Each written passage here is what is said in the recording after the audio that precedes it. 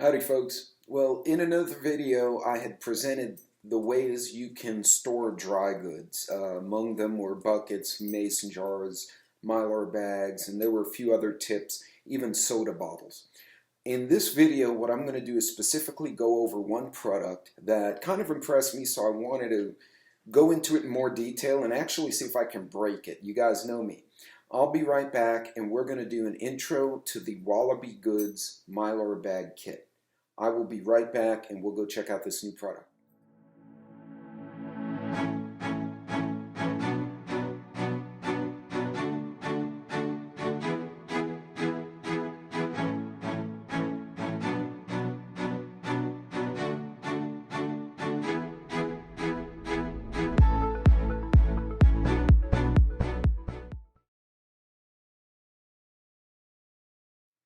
Welcome back everybody. Thanks for coming to the Roaming Prepper channel. I'm Pete and I'm going to be your host today, as I always am. Before we go any further, if you have any technical questions about the products I review, you guys know I will demo products before I say, hey, get this or don't get that. As an engineer, I like to push things, I like to test them, and sometimes I like to break them just to see what happens. For those of you who missed the exploding toothpaste in the foodsaver bag, that was another video. Anyway, before I go any further, don't forget to like and subscribe. If you have technical questions, leave them in the comments below. You can also email me at theroamingprepper@gmail.com, or you can put it in the chat because I'm probably going to use this as a premiere. So, you know, if I'm on the chat and I'm not hungover or flying to God knows where, I will happily answer those chats. So today's product, there are different products from this company. I hadn't really used mylar bags because I had heard horror stories from different people about the quality of the product. Now, mylar bags should specifically be used for dry goods for the most part. So in other words, rice, beans, pastas, there's a whole assortment. You could do dehydrated foods in there. It's not meant to be a solution or a replacement for canning. So when you like can, you know, chicken stew, that's not what mylar bags are for. There are mylar bags that you can use for cooking in the bag, and I'm going to address that right now. So I got two products. I'm only going to review one, but I do want to show you both.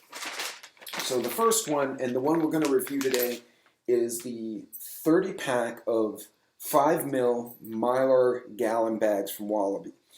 This comes as a complete kit, and I'm going to do a short clip here where we're going to break. When I broke it open, I kind of recorded what I did so you can see what I found in there.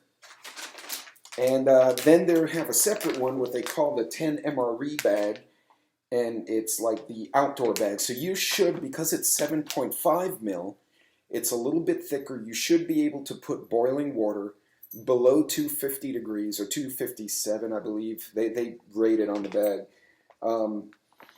You can put hot water directly into the contents after you've taken your O2 absorber out, and you can cook in the bag. Now, I'm going to do this on a separate video because this is a little more involved. Today we're going to specifically do the 30 pack of 1 gallon bags using generic long grain rice, and we're going to see how we can store it, how we can seal it, and how the bag performs. So first we're going to do an unboxing, and then we're going to check out what I was able to do with the bag under different conditions. So hang tight for a second. Okay, so now we've got the mylar bags. It is a zip or a rip top, so we'll rip that open and we'll discard that over here for now. And inside are your bags. And let's see what the products look like. So these are 5 ml. If you actually want to, boil product in the bag like you would for some of these prepackaged meals where you just tear it open and you pour the boiling water in it, 5 ml will not be enough. You're going to need a 7.5 ml.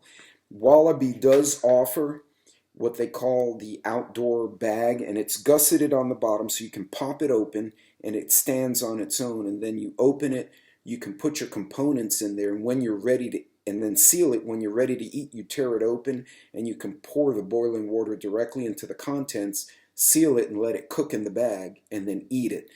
In this case, these are not meant for that purpose. These are meant specifically to store food. So as you can see, and I'm a fan of this, I didn't realize they'd done this, they actually split the O2 absorbers into 3 different pouches, which is good because I was afraid it would be in one large pouch, and then when you rip it open, now I'm going to have to either use them all or find a way to store them so they don't get activated and then they lose their potency. So being like this is much better.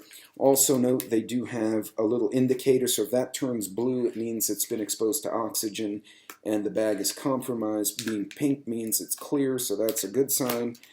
And you have 1, 2, and 3, so they're, oh, hey now, look at that. So that one may have gotten compromised. Yeah, it's puffy, I can feel it. So one of these guys have gotten a bit compromised. And again, that's why you check. So that's what it looks like when it's not sealed. And this is what it looks like when it's still sealed. So I'm going to contact these folks. They've been very responsive and just kind of point out, hey, that was not to par forward. If you guys want to, let me see if I can get it to focus. Sorry, folks. If you want to pause or take a snapshot of that, that's a really great little reference. It does come with the little labels. It doesn't specify the size of labels, and again, it's 3 sheets of labels, 10 a piece. And here are your bags. So the bags are not vacuum sealed. It's just in like what looks like a big Ziploc.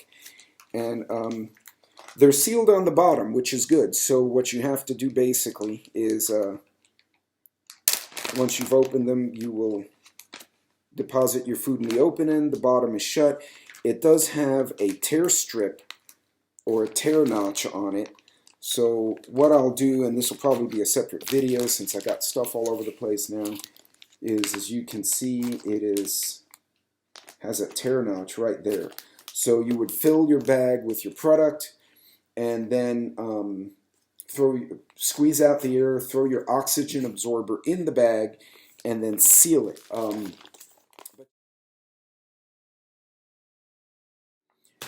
Okay, so I've pulled one of these bags out. I've put 8 cups of rice.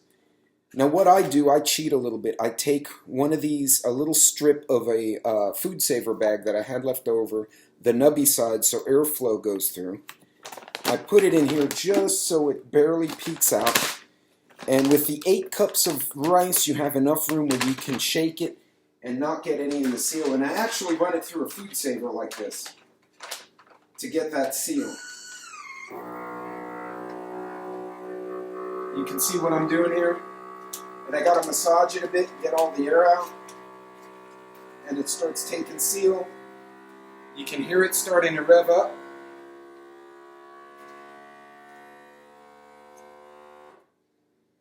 Now the food saver seal is not sufficient for Mylar. That's not what the food saver is meant for, and it's not what the Mylar bag is made for. I'm doing an experiment right here. And then I take my flat iron across both ends.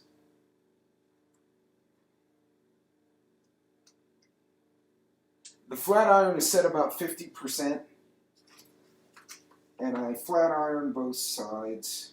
In theory, I don't break everything.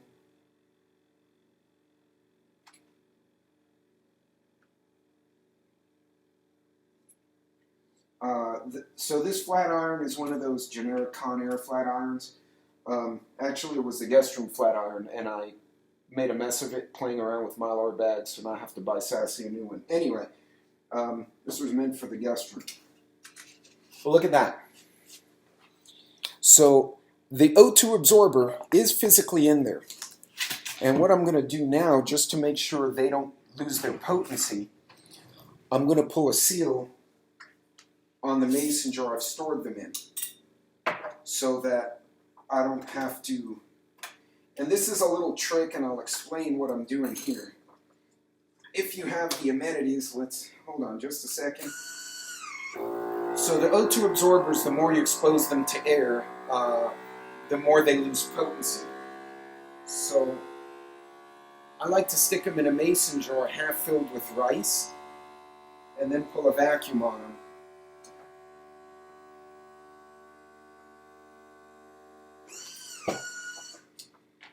And now I've taken the air out of the mason jar. It gives me a little bit longer, oops, I gotta battle that. It gives you some longer shelf life. Now, keep in mind, once you open those O2 absorbers, they start losing potency, right? They start absorbing air. Look, I got a nice vacuum here. I've put the ring on it, and I've only put 10 in there. So, yeah, that's it. So, does this work? Actually, yes. So, it works both ways. If you just put the rice, squeeze out all the air you can. I'm going to get rid of that little nub here. Put the rice, squeeze out all the air you can, and put it in a put an O2 or maybe 2 in there and let the air come out. You're fine. Remember, the more volume of food you have is probably easier for the O2 absorber to take up that oxygen. Once food is left in an air-free environment for over a couple of weeks, any weevils, eggs, any critters that are in here are dead. And chances are, if you get a good quality food and you've frozen it or taken the proper steps, you shouldn't have that anyway. So here's an example. This one I did yesterday, just for giggles to see if I could do it. I ruined one bag, but you see it maintained seal. I did the same exact thing. So I put a little strip of leftover food saver bag on the edges. I pulled the vacuum. The food saver did a temporary seal. And then I came back with a flat iron and completely sealed it up the top. And bam, look at that. So this, according to the Wallaby chart and according to the FDA chart, I saw should last 20 years. Now, why do it like this? Why split them up? Well, it's simple, guys. If I have all my food in one big Mylar bag, say a 5-gallon bucket with 5 gallons of rice in a big bag, and I rip it open and start cooking, I'm now committed. The clock is ticking on that rice. So keep in mind, once you open a 5-gallon bucket like that, you've now committed to cooking 5 gallons of rice. Now, if you have a family, you may go through that before it turns bad. But once you've unsealed the bag, now rodents and creatures can smell that there may be food in that bucket. If you have it in separate bags, now I'm only opening 8 cups at a time, right? So with just 2 people here, when I make, say, 2 cups of rice, that lasts us a week as side dishes for other stuff. So keep in mind, you could get bigger bags. I think these gallon sizes are perfect. Now, I can technically squish it into, this is a 2-gallon food grade bucket. I could probably squeeze it in there. I'm not going to do that. Instead, I'm going to put it, I have a big 5-gallon with a Loctite lid, and I'm going to use that instead. And the bucket's in another video. But bam, look at that. Now, you want to see how long they hold? Like I said, I did this one 36, 48 hours ago. That one held. My first experiment with this, I did not use O2 absorbers in this. I just did the seal, and as you can see, it did not hold. Notice the pasta in here is shells mixed with fusilli, which is kind of like a rotini looking pasta, and it's pointy. Notice the pointy pasta, even though I pulled a seal on it, obviously it's not sealed anymore because I failed to seal it properly up here. It didn't penetrate the bag. So that was really a good thing, right? That impressed me because obviously I don't want to seal stuff and then the food itself punctures my bag. I've got several bags that I've done like this, and as you can see, this was 36 hours ago, this was 12 hours ago, this was just right now. They are holding seal with the technique I'm using. Again, Wallaby simply recommends fill the food, shake out the air, put the O2 absorber in and seal it. But I'm impatient and I'm an engineer and I like to play with stuff and see if I can break it. And I actually didn't break the Wallaby. I'm kind of impressed by that because y'all have seen me break shit on my channel. You have seen me break stuff. So yeah, no, pretty cool. So I'm going to move these over and we're going to talk a little more about the product itself. Okay guys, so that pretty much concludes the demo of the Wallaby bags. you can find, there are other good bags out there. I'm not going to say this is the only one out there, obviously. You guys know me better than that. I actually plan to keep using these. I might have to pay an extra buck or two, but you saw the quality, the consistent seal around the edges, the tear strip. I like those amenities. Also, if you shop around on the internet, you get the bags here, the O2 absorbers there, and you start mixing and matching, and if something comes back and it's not right, you have to go to different vendors to get it made right. Now, if you look earlier in the video, I showed that when I opened the O2 absorbers, one of the bags was already compromised. So I actually emailed the company. So I've had this first batch of bags maybe 4 days, 5 days. I messaged the company, I emailed them, and I was like, hey, look, I bought these bags. I took a picture of the little absorbers to say, hey, one of the packs is screwed up, the other two are good. Can you guys help me out? Just send me a pack. I would have been fine. Well, I get a message, an email, saying, hey, we sent you a replacement. They sent me a whole kit, which they didn't have to do, but that was pretty cool. Now, obviously, I sent them a picture because, look, I'm a professional guy. I find if something breaks, a photo really helps the vendor understand and also know that I'm not full of BS. And they sent me another kit, which they didn't have to, but I do appreciate that. So the response was quick. I literally got that first batch of bags, shoot, not even 4 or 5 days ago, and I was playing around with them to kind of put together this video, and I've already received the replacement for the stuff that was broken. So I have a one-stop shop with all the goodies included in the bag, especially if you're new or you want to give it as a gift. You could just send one of these bags to somebody else. I mean, we're coming up on hurricane season 22. If 2020 and 2021 didn't teach us anything, it taught us that stuff happens, and it doesn't hurt to be ready. The worst case, you buy stuff on sale and you store it, and you eat tomorrow on today's prices. And with inflation, that's a good thing. You guys know I'm a businessman as well as an engineer, and I love to follow the patterns of money and economics because that dictates a lot of what we do as preparedness folks. In any case, you have any questions, put them in the comments, email them. If you can hunt me down on Discord, you can message me there. Until next time, this is a Roaming Prepper. I'm signing out. Godspeed if you're on the road. God bless to all our troops, especially with what's going on in the world today. And that includes members of my family, as you well know. And I will see you all next time. Be safe out there. And if you can, help each other out. That's how we get through stuff. Collaborate with your community. Take care, and I'll see you next time.